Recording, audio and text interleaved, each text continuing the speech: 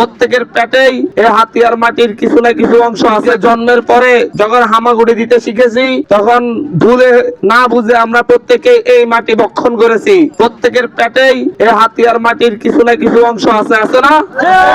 তো যাদের পেটে হাতিয়ার মাটি নাই, যারা ছোটবেলা থেকে এই মাটিতে হাঁটে নাই, তাদের এই মাটির প্রতি কি আবেগ থাকবে? ভালোবাসা থাকবে? কথা স্পষ্ট। ধান্দাবাজ সাদাবাজদেরকে আইনা, সন্ত্রাসীদেরকে আইনা, তারা হাতিয়ার মানুষকে আরেকবার জিম্মি করে তারা এখানে রাজত্ব কায়েম করতে চাচ্ছে।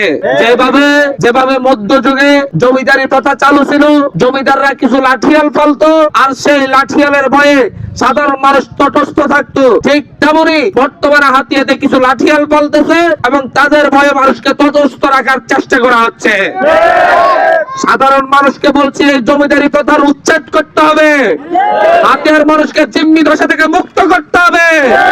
যারা লাঠিয়ারি করতে চাচ্ছে তাদের লাঠিয়ারি ভেঙে দিতে হবে, যাতে করে হাতিয়ার মানুষকে ভবিষ্যতে আর কেউ সন্ত্রাস দিয়ে কিংবা লাঠিয়াল দিয়ে আবার জিম্মি করতে না পারে।